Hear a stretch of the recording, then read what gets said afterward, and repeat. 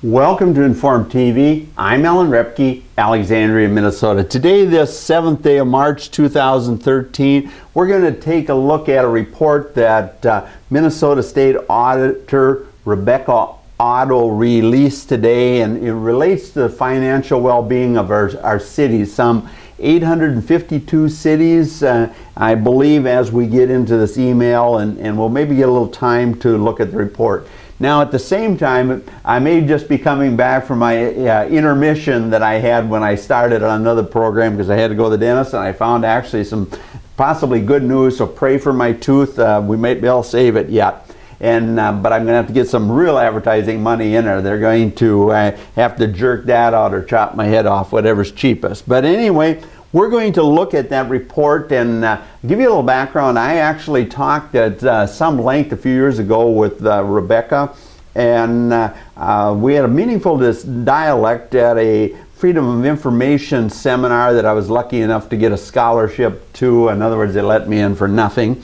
And even though I was, of course, the outside the box people and the traditional inside the box people, they always have their lady that knows who a bad person I am, even though I'm asking questions that the rest of them are looking like, who in the heck is that guy? How does he know that kind of stuff? But anyway, we had a good discussion out in the hall, and she was very frank and that type of thing. But unfortunately, I found both that these Republicans and Democrats, if they would just forget that their God shouldn't be their party status. We were having this good discussion, and she said, "Guy, have you ever thought about running for office? And have you ever been involved in real full-time right front and center?" I said, "Well, I sold sugar policy to Tip O'Neill," and she just smiled. And he said, "Well, have you ever thought then about running for office?" And I did. He said, what did you run for?" I said, "I ran for Congress in the 7th Congressional District in the Republican primary." And just like that, she just closed up and kind of backed through the wall to get away from me. I thought it was comical because we had a real nice discussion going, and she said the right things, and if she asked me a question, I responded to her, and vice versa, and I thought the old gal was up on things. In fact, I'd like to see her look at this school sale here, as well as I would like her, and this is a challenge to my friends here in the Douglas County Democratic Party. Okay, slap me up. I don't have any friends in town, we all know that. But anyway, acquaintances I know, and I pick on them, have a little fun with them when I see them, of getting the auditor to step into what? The gaming debate. And here's what I want her to do, because like I said, when I had a discussion with her, it looks like she had all her bells and whistles attached. And on the process of auditing and understanding numbers.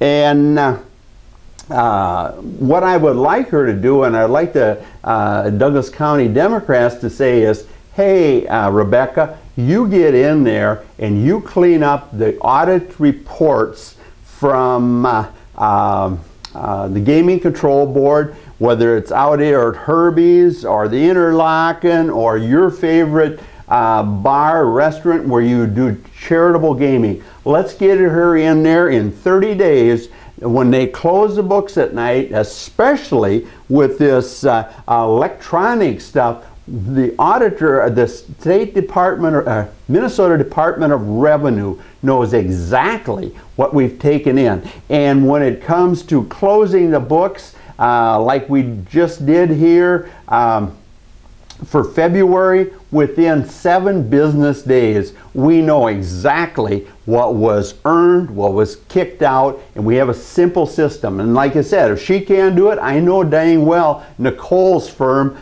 Clifton Larson Allen, isn't that? Yeah, Clifton Larson Allen or Clifton Allen Larson, something like that. But Nicole's group could come in there and clean that thing up. And we should be putting pressure on old Ingelbritson and our good friend Paul Anderson and Jay, the lone Democrat here in the heart of Republican country that should be acting tougher and looking at some of these things when they're a minority. They got nothing else to do but collect dust let's get them to do some things like looking into the school sale. In fact, that's one other thing before we get into this. I talked to the Education Committee, his assistant on the House side, and I said, can you look into this thing? And they put it back and said, hey, it's Mary Franson's responsibility, your representative. So Mary, let's get going. I saw her out having a little fun on her birthday the other weekend. Appropriate, of course. She looked wonderful and acted proper, but even politicians have a birthday to celebrate from time to time. So, but I told him, I said, I think we have a problem here that the committee itself should look at, because I think it has statewide significance. If you look at the first part we did, no matter how I throw that in, you'll see where we're coming from. But let's get back to the auditor's report here, and I'll kind of read through it. Hopefully you stay in line here, because I think it was a good little email, and the report's 130 pages or some cockeyed thing, so it's going to take me a little time to do that. But the meat and potatoes in this email are good. It kind of relates to the summary. I scanned through in a few minutes, and one question I had sent back to them, all proper. So I thank the auditor and Jim. Was it Levy or something like that, send me this, and as well as responded to my question. State Auditor Rebecca Auditor today released the Minnesota City Finance Report. The report summarizes through data, tables, charts, and graphs the financial operations of the 852 Minnesota cities that provided their financial information to the Office of State Auditor for calendar year 2011. So they've had enough time to really look at it and do it right. It goes on to say, we continue to see the trend of cities relying more on property taxes. And obviously with the session going, they're fighting property taxes, but listen to this. We continue to see that the trend of cities relying more on property taxes, tax revenues as a source of revenue to fund services, said Auditor Otto. The portion of revenues derived from property taxes grew from 26% in 2002, in other words 10 years ago in this study, to 38% in 2011, while revenues derived from intergovernmental sources, including federal and state grants, decreased from 33% in 2002 to 25% in 2011. And now this goes to the argument of our incompetent Congress of saying we're cutting spending. Well, they're cutting spending. They just don't send money back to the states and the cities like they used to and say they're cutting spending. So the local units of government have to raise the taxes. And Rebecca Otto's report here highlights that, and that's why I'm bringing it up to you good people that watch Inform TV, even though the cable outlets out here, and if you listen to the first part, and the towers don't want me on there at any cost, period. And then they go on to highlights from the report include current trends, and this is important, folks. Total revenues of the government funds for all Minnesota cities total 4.69 billion, in other words, 4.7 billion in 2011. This represents an increase of 0.6%, less than a percent, over 2011. So the cities, we bitch about them spending more money, but this report's actually showing they were spending less than the inflation rate from 10 to 11. Total revenues of the cities over 2,500 in population increased 0.4%, and a little less, the city of the size of Alexandria, that type of thing. And revenues of cities under 2,500, like the you folks at Glenwood or Osakis, Parker's Prairie, that type of thing, you guys increased what does it say? Wait, let me back up. Total revenues of cities over 2,500 in population increased 0.4%, and revenues of cities under 2,500 in population increased a full 3%. And that's what we're seeing. You know, what I'm getting at is the booming ag economy in Minnesota hasn't helped the small towns at all. Hasn't helped their wage rate or that kind of thing, which just makes me furious. And then it goes on to say total expenditures of the governments funded for all cities totaled $5.18 billion in 2011. This represents a decrease of 4% from 2010. Total expenditures of cities over 2,500 decreased 4%, while total expenditures for cities under 2,500 in population increased by 2%. So these bigger towns have been manipulating, pushing their weight around a little, I would say. The largest expenditure categories for both groups of cities are streets and highways and public safety. For large cities, streets and highways account for 21% of total expenditures, and public safety accounted for 28%. For small cities, streets and highways accounted for 24% of total expenditures, and public safety accounted for 22%.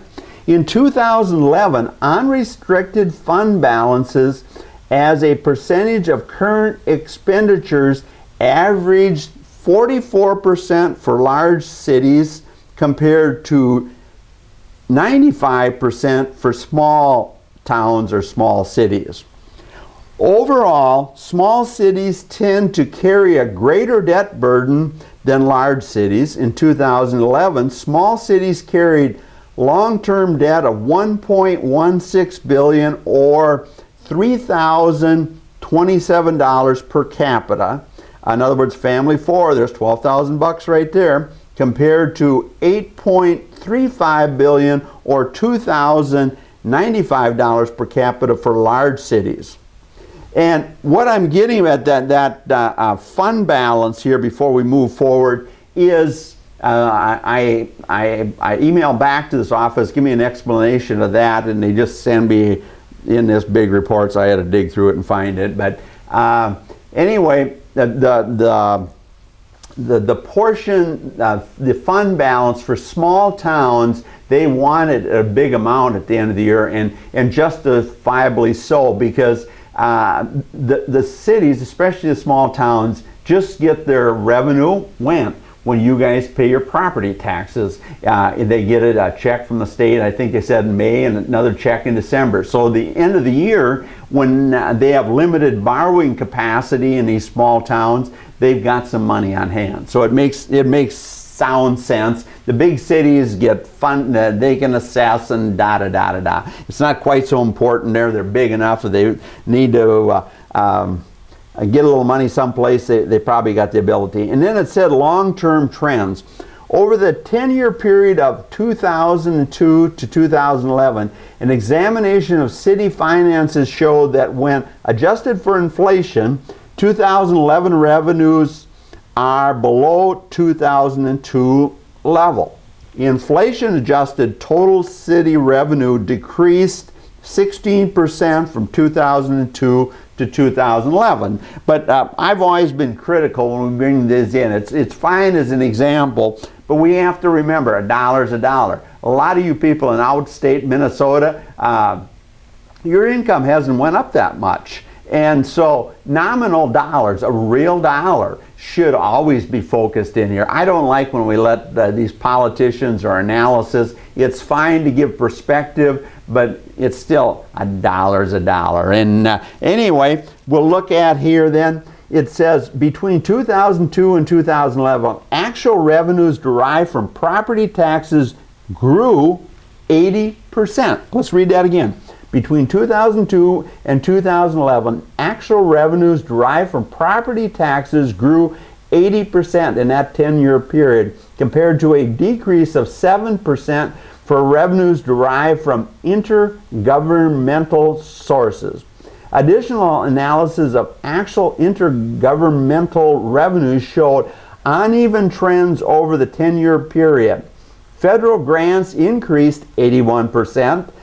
Maybe some of the stimulus money. State grants decreased 20%. Now that's significant. And local grants increased 15%. And I would say that's some of the Bernanke buck so-called things flushing around.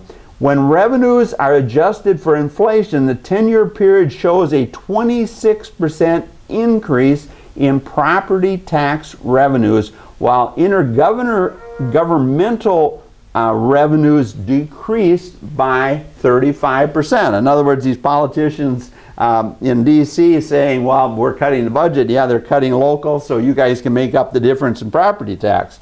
At least that's my spin on it. Actual total city expenditures grew from $4.55 billion in 2002 to $5.18 billion in 2011. This represents an increase of 14% over the 10-year period of 2000 to 2011. Real dollars, in other words. The examination of city finances show that when adjusted for inflation, 2011 expenditure levels are below 2002, but they've just showed, you know, it went up 14%, which is 1.4%. You know, a lot of you guys on the income out there side, or Social Security people, or that kind of thing, that's about all you got, and that was my point on this adjusted for inflation. I mean, that paints over reality so much for the common guy. It's sad. But expenditure levels are below 2002 levels and decreased 20% over the 10-year period if you use these inflated in adjusted dollars, so to speak. The total portion of total revenues decreased. The portion of total revenues derived from property taxes grew from 26% in 2002 to 38% in 2011. During this same period time frame, revenues derived from intergovernmental sources decreased from 33% to 25%. So in other words, there's a lot of strange numbers going on. These politicians are blowing smoke in our face to the point where the average citizen, what's going on? Well, what's going on? We have no leaders, and that's what this good report is kind of showing us. You know, we're pulling money out of this hole and taking it from that hole and pushing it in that square hole, and the round hole over there, we're just spinning the dollars and nothing happens. But over the 10-year period, when adjusted for inflation, total current expenditures decreased 5%, while capital outlays and debt service decreased by 41% and 32% respectively. Oh, I'll read that again. Over the 10-year period, when adjusted for inflation, total current expenditures decreased 5%, while capital outlays and debt service decreased 41% and 32%. See, the reality is we've been spending more all the time. That's my point on this inflation adjusted crap. All it does is make the average person say, well, what really happened? To view the complete report, they've got a point here where we can look at it, and I've started on that. But then the auditor went on to making some really good points. I'm not being critical of her at all. I like this kind of stuff, but this inflation factor is, I just furious in general, not belittling the auditor in any manner or shape or form. The Office of State Auditor is a constitutional office that is charged with overseeing more than $20 billion spent annually by local governments in Minnesota. The Office of the State Auditor does this by performing audits of local government financial statements and by reviewing documents, data, reports, and complaints reported to the office.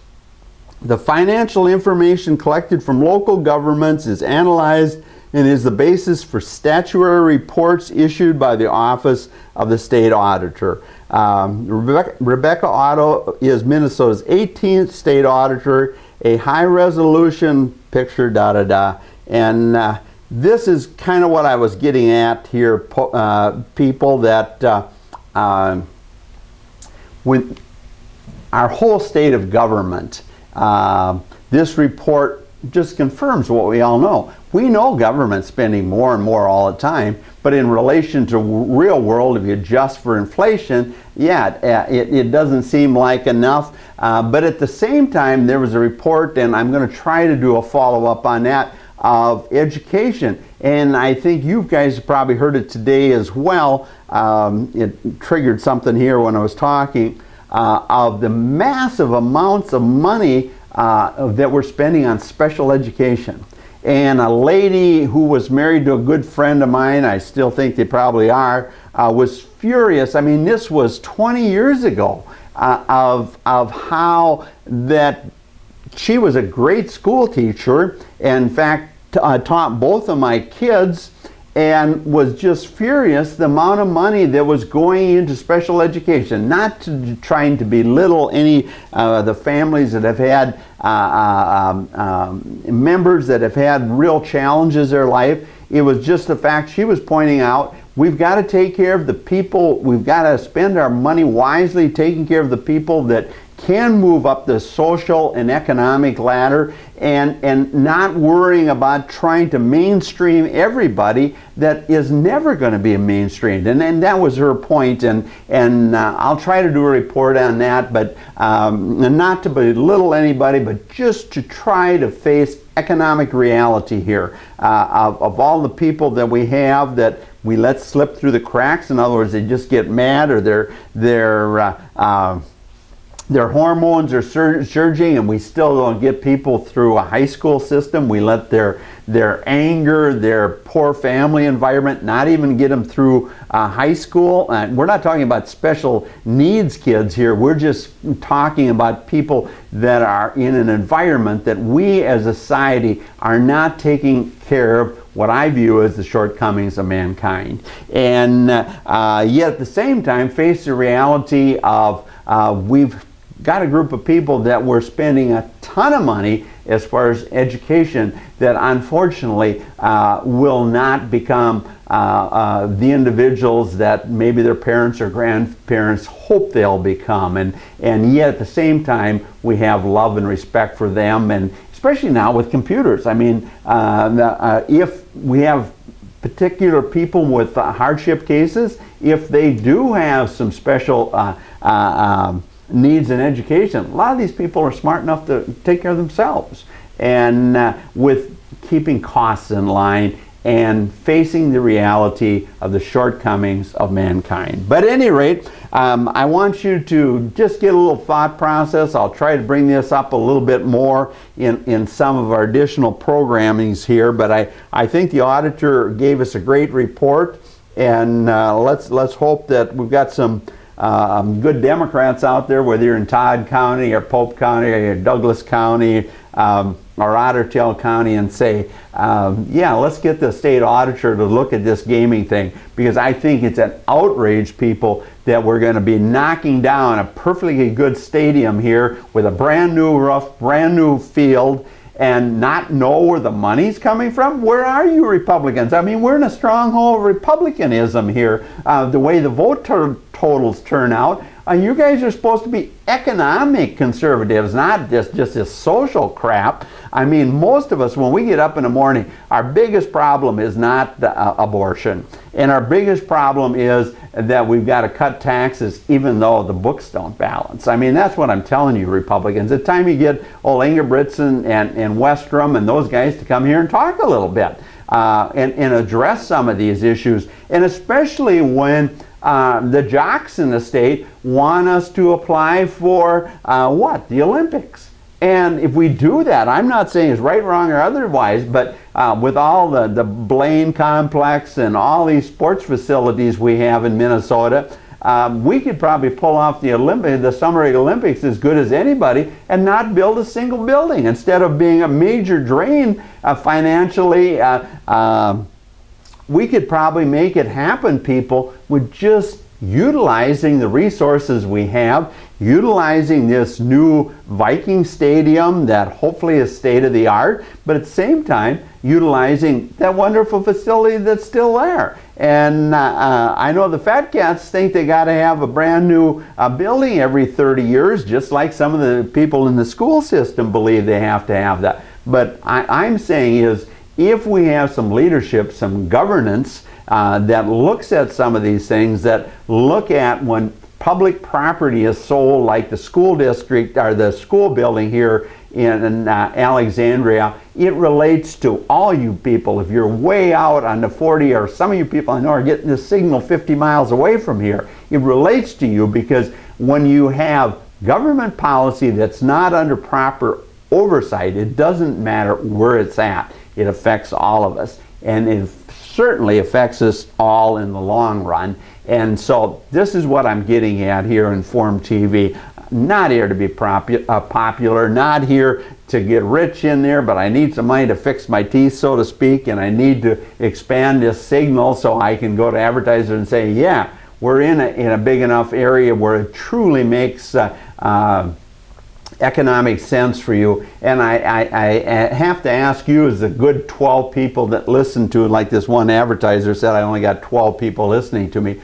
Why aren't you challenging City Hall here? Why aren't you challenging your school board? Why aren't you challenging your county commissioners, your state legislators in this area? People, we've got a super duper mess on our hands.